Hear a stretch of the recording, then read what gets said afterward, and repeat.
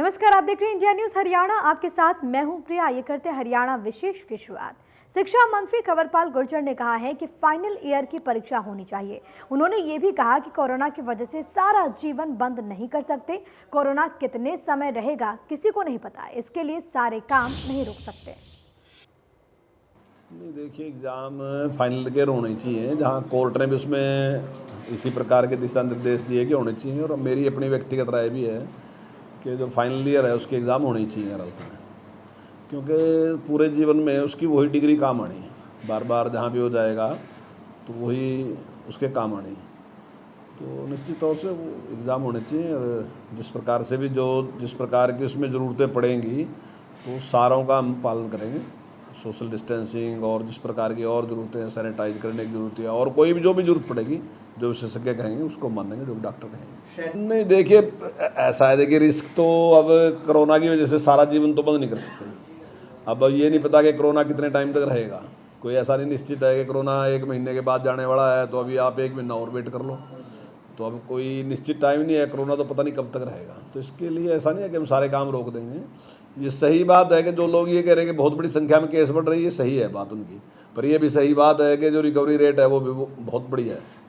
तो कोई ऐसा बहुत बड़ा वो नहीं है। मैं ये भी नहीं कहता कि बिल्कुल इसके प्रति लापरवाह हो जाए। मेरा मानना ये है कि जो भी नियमों की बात कही है कि किस चीज़ का परहेज हमने करना है, किस प्रकार से हमने दूरी बना के रखनी जो है, उनका पालन करते घबराने की कोई जरूरत नहीं। बस केवल उनका पालन करें, ठीक तरीके से काम करें। देखिए, स्कूलों के बारे में हमारी तो तैयारी है पूरी। मैंने कई बार ये बात कही कि हम स्कूल खोलने चाहते हैं, लेकिन जब तक हमें केंद्र से कोई परमिशन नहीं मिलती तब तक हम कुछ नहीं करेंगे।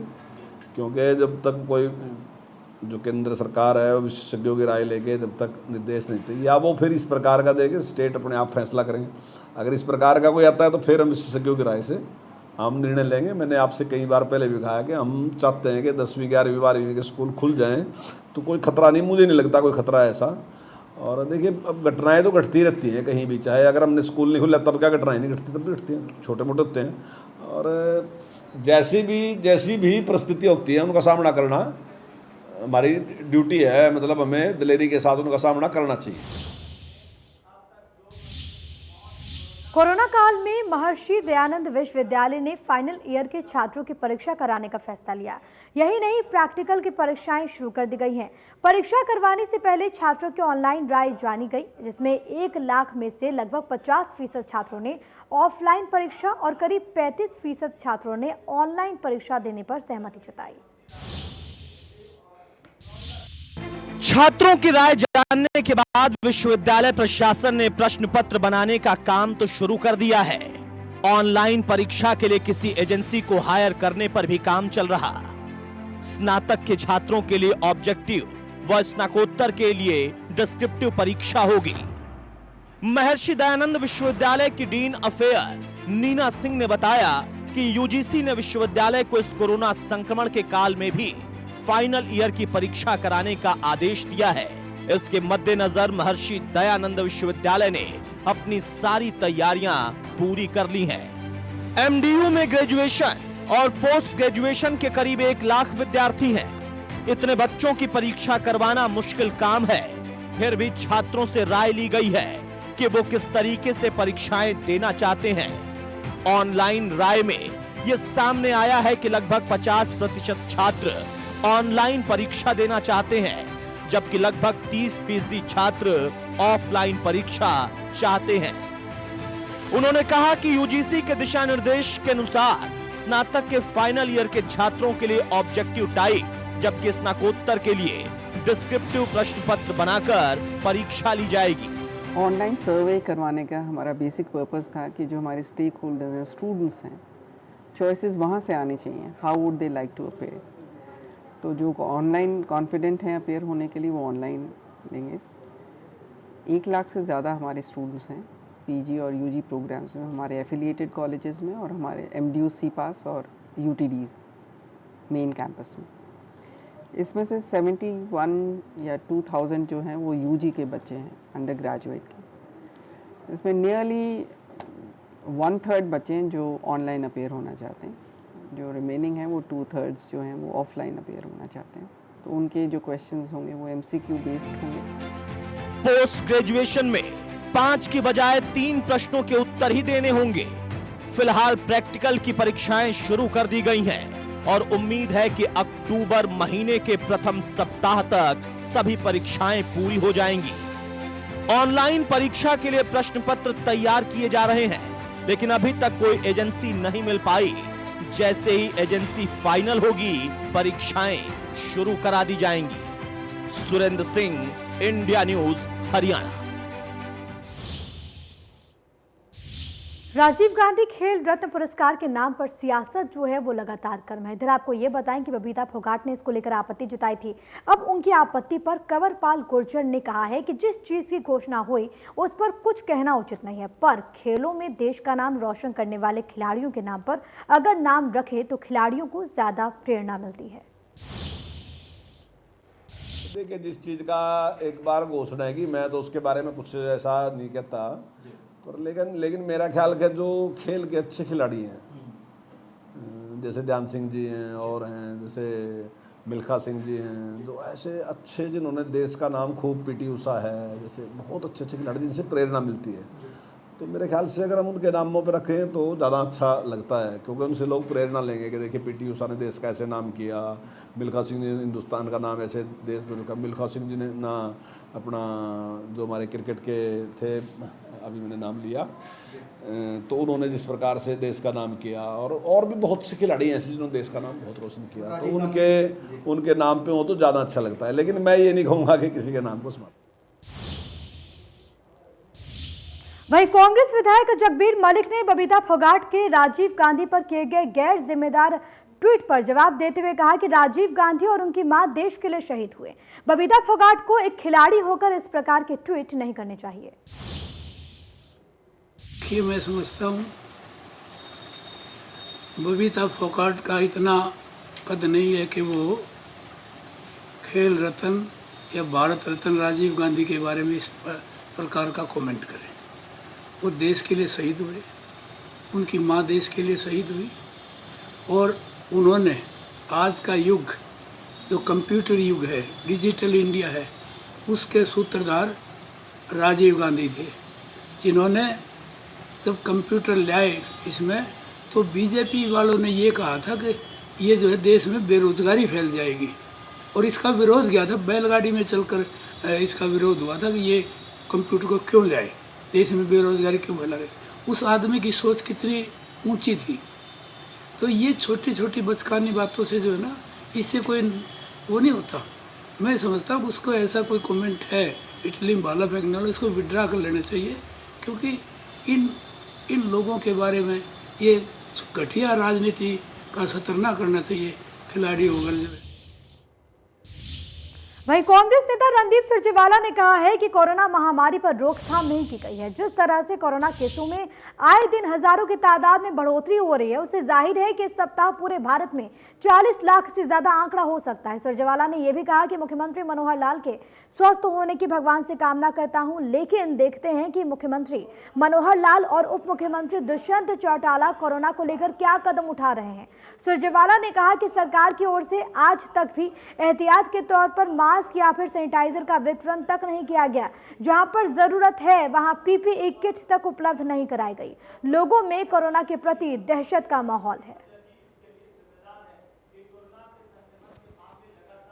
देश में कोरोना संक्रमण लगता है कि इसी हफ्ते में 40 लाख का आंकड़ा पार कर जाएगा। आज कोरोना संक्रमण के कुल केसेस हिंदुस्तान में 79,000 का आंकड़ा पार कर गए हैं, जो दुनिया में सबसे अधिक है। लगभग 825 मौतें प्रतिदिन हिंदुस्तान में हो रही हैं, जो दुनिया में सबसे अधिक है।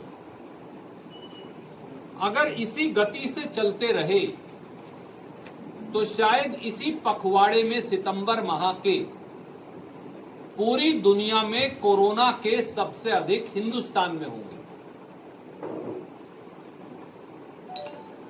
हरियाणा में कोरोना केसेस का आंकड़ा अब 67 और 68 हजार को टच कर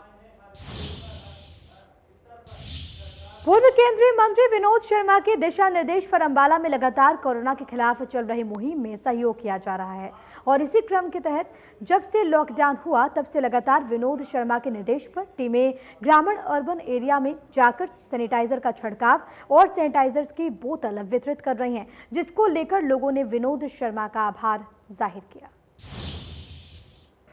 पूरे विधानसभा क्षेत्र में चाहे गांव हो चाहे गली हो और चाहे शहर के बाजारों विधानसभा क्षेत्र के कोई भी ऐसा घर, कोई भी ऐसी गली, चाहे गांव की हो चाहे शहर की नहीं हुई जो सैनिटाइज ना हुई। विनोद शर्मा जी के द्वारा जो निर्देश थे उनकी टीमों ने बड़ी बेखूबी से इस कार्य को निभाया। विनोद शर्मा जी ये कहते हैं, जो मैंने ये विधानसभा क्षेत्र में सैनिटाइज करवाया और विधानसभा क्षेत्र में हर घर में हर परिवार को एक सैनिटाइज की बोतल दी, उसके बाद भी मैं परिवार का मुखिया होने के नाते मेरा एक धर्म है कि आगे भी जो भी कोई जरूरत पड़ेगी मैं अपने परिवार के साथ कंधे से कंधा मिला के।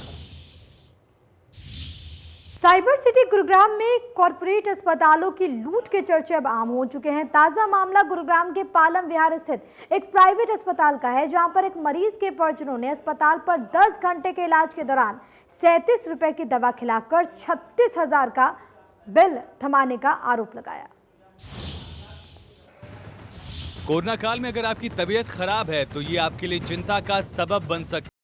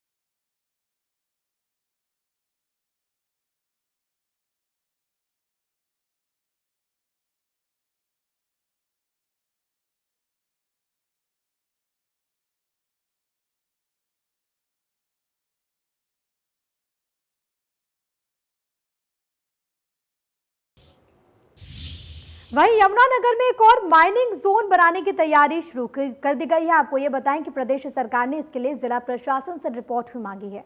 विभिन्न विभागों से कहा गया है कि यमुना नदी के साथ लगती जमीन के स्टेटस रिपोर्ट दें। यमुनानगर में यमुना नदी के साथ लगते गांव लापरा को भी माइनिंग जोन बनाया जाएगा। नदी के साथ लगती काफी ऐसी जमीन है जिसे माइनिंग के लिए लीज पर दिया जा सकता है। इससे प्रदेश सरकार को करोड़ों रुपए का वार्षिक राजस्व प्राप्त होगा।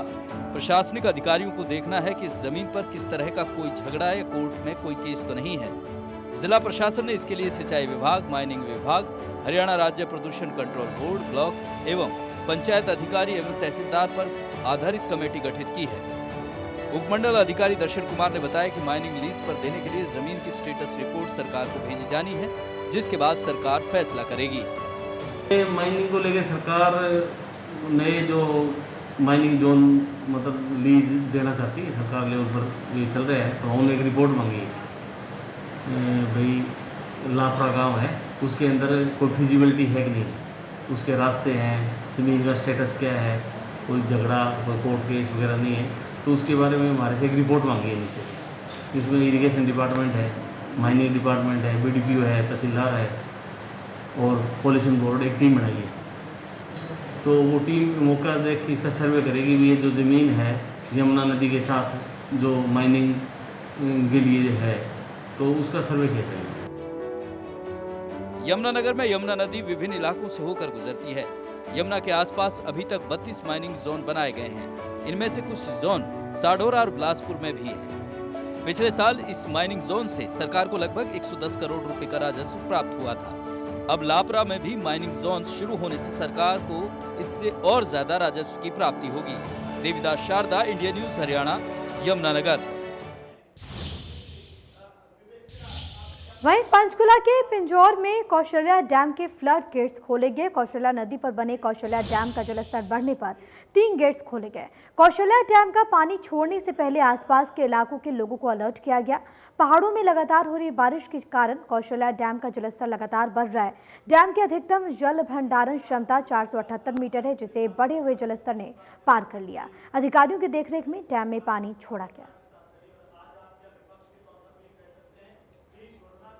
तो आपको यहाँ पर ये बताएं कि कौशल्या डैम के 3 फ्लड गेट्स को खोल दिया गया है और ऐसे में वहाँ पर आसपास के लोगों को भी अलर्ट कर दिया गया। साथ ही साथ प्रशासनिक अमला पूरी तरीके से मुस्तैद है। तमाम तरह के वहाँ पर जो कदम हैं वो उठाए जा रहे हैं, क्योंकि खतरा बरकरार है, जिसके मद्देनज़र वहाँ पर ग्राउंड ज़ीरो पर जो प्रशासनिक अमला है वो पूरी तरीके से सावधानी बरतता हुआ पूरी तरीके से मुस्तैद नजर आ रहा है। लगातार जलस्तर बढ़ रहा है और इसी के मद्देनज़र डैम को ओपन कर दिया गया। भंडारण क्षमता 478 मीटर का, और इसके अलावा वहाँ पर जो आसपास के लोग हैं, आसपास के जो गांव हैं, जो लगते इलाके हैं, वहाँ पर स्थानीय लोगों को पूरी तरीके से अलर्ट पर रहने को कहा गया है। इसके अलावा तमाम जो टीमें हैं वो भी वहाँ पर मुस्तैदी बरत रही हैं। अंबाला में निजी स्कूल्स द्वारा हाईकोर्ट के आदेशों का हवाला देकर ट्यूशन फीस के अतिरिक्त एनुअल फीस भी अभिभावकों से मांगी जा रही है। अब निजी स्कूल संचालक लगातार हाईकोर्ट के आदेशों का हवाला देकर एनुअल फीस की डिमांड भी करने लगे हैं, जिसे लेकर निजी स्कूल संचालक ये स्पष्ट कहते नजर आए कि हाईकोर्ट ने स्कूल्स को एनुअल फीस, ट्रांसपोर्ट फीस लेने का अधिकार दे दिया है, लेकिन शिक्षा विभाग स्थिति स्पष्ट करने में देरी कर रहा है। मामले को लेकर निजी स्कूल संचालकों ने बताया कि विभाग ने ऑनलाइन स्टडी बंद न करने के आदेश दिए। ऐसे में किसी भी छात्र की पढ़ाई नहीं रोकी गई, लेकिन शिक्षा विभाग ने अभिभावकों और स्कूल के बीच असमंजस की स्थिति पैदा कर दी है।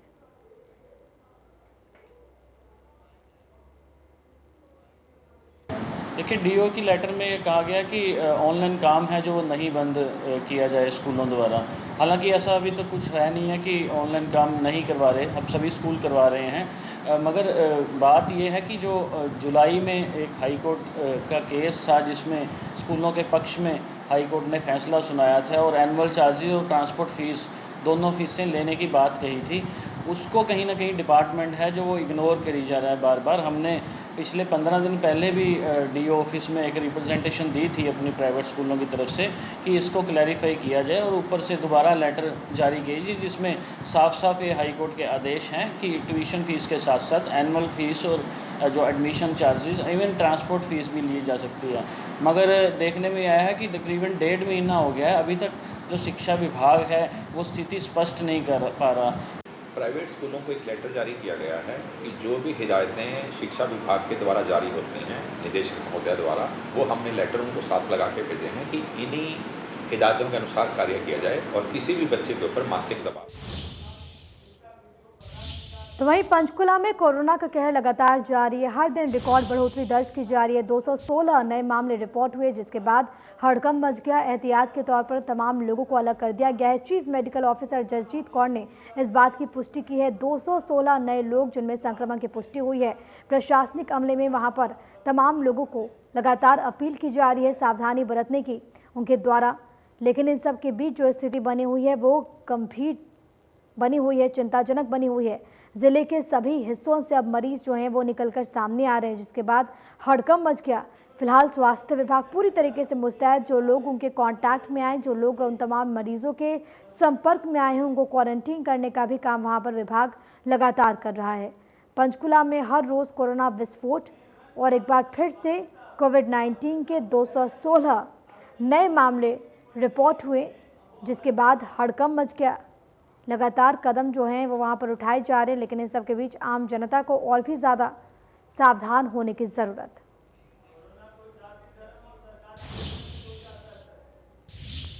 इधर आपको बताएं कि केंद्र सरकार ने पबजी समेत 118 मोबाइल ऐप पर प्रतिबंध लगाने का फैसला लिया। इलेक्ट्रॉनिक्स और सूचना प्रौद्योगिकी मंत्रालय ने धारा 69A के तहत इन मोबाइल ऐप्स पर बैन लगाने का फैसला लिया।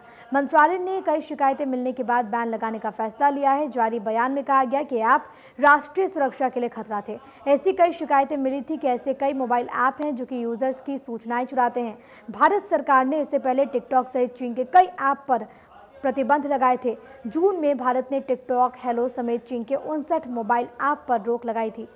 इसके बाद जुलाई के आखिर में 47 और चीनी ऐप पर पाबंदी लगाई गई। इस बार केंद्र सरकार ने पबजी के अलावा लिविक, वीचैट वर्क और WeChat trading, app log, carrom friends जैसे मोबाइल ऐप पर पाबंदी लगाई है। लद्दाख में चीन के साथ फिर से तनाव बढ़ने के बीच भारत की ओर से ये सख्त कदम उठाया गया है।